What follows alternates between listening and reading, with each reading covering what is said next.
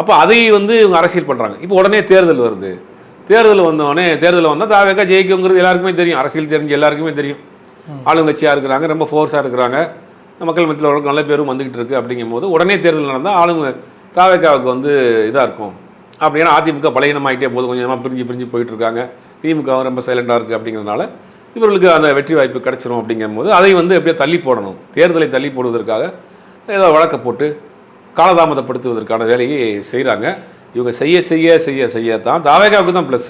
எதுக்கெடுத்தாலும் நீதிமன்றத்துக்கு போகிறது, ஆர்ப்பாட்டம் பண்ணுறது, போராட்டம் பண்ணுறது அப்படிங்கிறது பொதுமக்கள் மத்தியில் என்ன எதுக்கெடுத்தாலும் அவங்க வந்து எல்லாத்தையும் குற்றச்சாட்டாக பார்க்குறாங்க. இப்போ அரசாங்கத்தின் மீது அரசாங்கத்தினுடைய பாலிசி மேக்கிங்கில் ஏதாவது குறைபாடு இருக்குது, இந்த அரசாங்கத்தினுடைய ஒன்றிய அரசோடைய எதிர்க்கிற விஷயங்களில் குறைபாடு இருக்குது, ஏதாவது மாநில உரிமைகள் சார்ந்த விஷயத்தில் அவங்க விட்டு கொடுத்து போகிறாங்க, எஜுகேஷன் பாலிசி விஷயத்தில் ஒரு பண்ணுறாங்க அப்படின்னா அதை நீங்கள் எதிர்த்து போராட்டம் ஆர்ப்பாட்டம் பண்ணலாம். எதுக்கு எல்லா விஷயத்துக்கும் தேர்தல் நடத்த போகிறது தேர்தல் ஆணையம். ஆனால் டிலே ஆச்சுன்னா உங்களுக்கு ஒரு கெயின் கிடைக்குன்னு பார்க்குறதுக்கு இப்படி எல்லா வகையிலையும் அரசியல் செய்கிறது. கரூருக்கு போகக்கூடாதுன்னு அப்படின்னு ஒரு போடுறாங்கங்க. அது வந்து போனார்னா சாட்சியை கலைஞ்சிரும் அப்படின்னு. இப்போ அதையும் வந்து நீதிமன்றம் தள்ளுபடி பண்ணி இந்த கேஸுமே நிற்காது. இன்றைக்கி ஒரு நாளைக்கு அவங்க சந்தோஷப்பட்டுக்கலாம். இன்றைக்கி காலையில் போய் வெளி இழுத்து விட்டு வந்ததுக்கு பிறகு இது ஒரு சிறு ஆறுதல், சந்தோஷம் அவங்களுக்கு ஏதாவது நடந்துடாதான்னு.